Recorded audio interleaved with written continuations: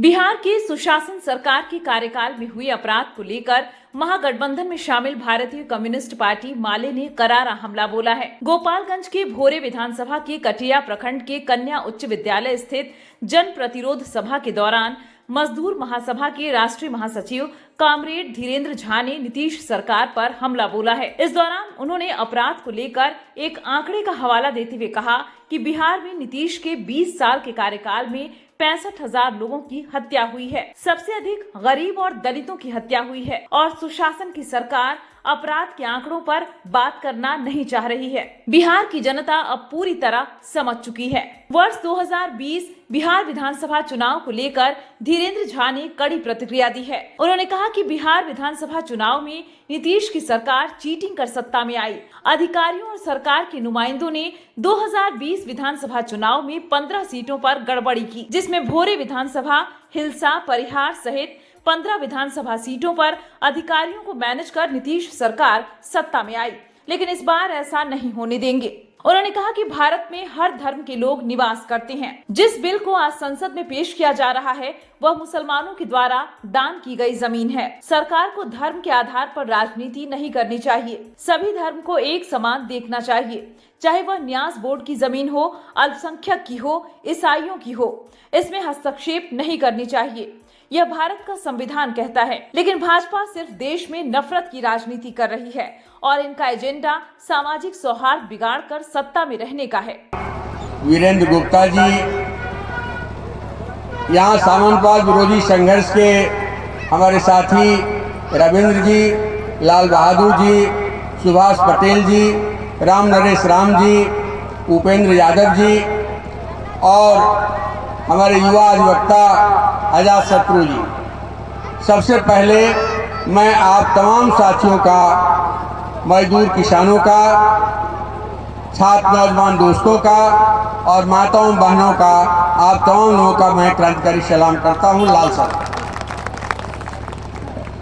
इस सभा में जो बात मुझे सबसे ज्यादा, अभी आजाद शत्रु जी कह रहे थे कि एक नौजवान को फेसबुक में, सर आज से 5 दिन पहले बीजेपी के एक मंत्री का कहना है कि बिहार में बढ़ते अपराध को लेकर विपक्ष जिम्मेवार है। आप इस पर देखिए, अभी हाल ही में एक पूरा रिकॉर्ड सामने आया है।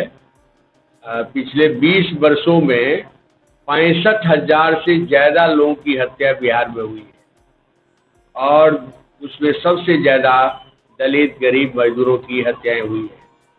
तो ये सरकार, मोदी जी की जो सरकार है और नीतीश जी की जो मोदी सरकार है, ये सब कुछ कह लीजिए तो मूलतः पूरे देश में सामंती ताकतों के वर्चस्व को ये लोग बढ़ा रहे हैं, अपराधियों के वर्चस्व को बढ़ा रहे हैं।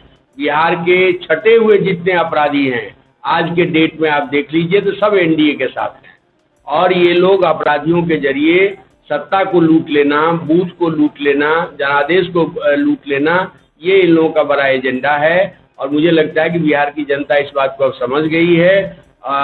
भाजपा की जो नीतीश सरकार है वो एक कठपुतली सरकार है। नीतीश जी अब शासन करने की स्थिति में नहीं है, वो शासन करने में कम्प्लीटली मिसफिट हो गए हैं और नीतीश जी को भाजपा के लोग फजीहत कराते हुए, सामने रखते हुए सत्ता हथियाने के खेल में लोग लगे हुए हैं। बिहार की जनता समझ गई है। एनडीए के इस खेल को बिहार की जनता कभी भी इस बार 2025 में कहीं से भी उसको सफल नहीं होने देगी। और मुझे जो एक सबसे महत्वपूर्ण बात लगती है कि संपूर्ण देश में भाजपा की जो सरकार है वो अंबानी अडानी की सरकार है। मजदूर किसानों के प्रश्नों पर, छात्र नौजवानों के प्रश्नों पर, दलित गरीबों के प्रश्न पर ये सरकार पूरी तरह से पिट चुकी है। देश में बड़ा मजदूरी घोटाला हो रहा है। आप लोगों को एक पत्रकार के नाते मैं पूछना चाहता हूं, 245 रुपये मनरेगा मजदूरों को मजदूरी दी जा रही है। 245 रुपये में क्या मजदूरी, मिट्टी काटने और मिट्टी ढोने वाले कोई मजदूर मिलेगा? और इसी तरह से देश में 1 करोड़ से ज्यादा स्कीम वर्कर्स हैं, जिन स्कीम वर्कर्स को आशा है, आंगनबाड़ी है, रसोईया है, इसके साथ सफाई कर्मी हैं, सैनिटेशन वर्कर्स हैं। इन किन्हीं लोगों को भी जीने लायक भी न्यूनतम मजदूरी आधारित मासिक मानदेय नहीं दिया जा रहा है, तो गरीबों को लूट करके, मजदूरों को लूट करके अंबानी अडानी के तिजोरी को भरा जा रहा है। तो ये जो खेल चल रहा है, इस खेल को बड़ी साजिश करके मोदी जी जा रहे थे और जाते जाते एक बड़ी साजिश करके मोदी जी को बचा लिया गया। अभी पूरे देश के सामने रिकॉर्ड है कि लगभग 50 से ज्यादा सीटों पर हेरा फेरी करके भाजपा को जिताया गया, जिस वजह से ये मोदी जी की सरकार दिल्ली में बनी हुई है। नहीं तो सरकार चली गई थी और उस सरकार का कहीं से कोई वैधता नहीं है। तो एक देश के स्तर पर ये बात है। बिहार में भी आप सब लोग जानते हैं कि पिछली बार 2020 में 15 से ज्यादा सीटें, ये कहिए तो बहुत कम मार्जिन से जबरदस्ती छीन लिया गया विपक्ष के कोटे से। भोरे भी वो सीट है, अधिकारियों के मैनेज ड्रामा के जरिए भोरे सीट भाकपा माले से छीना गया, हिलसा सीट छीना गया, परिहार सीट छीना गया और इस तरह से बिहार में दर्जनों ऐसी सीटें हैं जो सीट महागठबंधन के खाते में था, जबरदस्ती उसको एनडीए के खाते में मिला दिया गया। हम ये कहना चाहते हैं कि इस बार ये खेल नहीं चलेगा। भोरे 2020 का बदला लेगा, भोरे की जनता बदला लेगी और अधिकारियों के साजिश के जरिए जो सीट छीन लेने की कोशिश है, जनता इसको कतई बर्दाश्त नहीं करेगी। भाकपा माले जीतेगा और संपूर्ण बिहार में एनडीए को जाना होगा, महागठबंधन की सरकार बनेगी। सर, आज केंद्र में वर्ष 3 को लेकर बजट पेश किया जा रहा है। देखिए, मोदी जी के पास में अब कोई एजेंडा नहीं है। या तो अंबानी अडानी का सेवा करना है और समाज में हिंदू मुस्लिम बांट करके लोगों को विभाजित करना है, लोगों को दिग्भ्रमित करना है, उन्माद पैदा करना है, यही इनके पास में एजेंडा रह गया है। ये सामान्य सी बात है।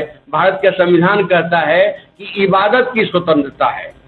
भारत का संविधान सर्वधर्म समभाव की बात करता है, equal approach towards all religion, ये भारत का संविधान कहता है। तो यदि सिख का अपना कोई गुरुद्वारा प्रबंधन कमेटी हो सकता है, ये हिंदू का अपना धार्मिक न्यास बोर्ड हो सकता है, तो ये वक्फ बोर्ड हिस्टोरिकली मुस्लिम लोगों के द्वारा दान की हुई संपत्ति है। उसमें 1 इंच जमीन भी सरकार की जमीन नहीं है। मुस्लिम कम्युनिटी ने अपने दान के जरिए जो संपत्ति एक वक्फ बोर्ड बनाया, उस वक्फ बोर्ड को संचालन कहिए तो गरीबों के कल्याण में, मजदूरों के कल्याण में या शिक्षा के प्रसार में, हेल्थ के व्यवस्था में, इस काम के लिए होता है। तो इसमें सरकार को किसी रूप में भी हस्तक्षेप नहीं करना चाहिए।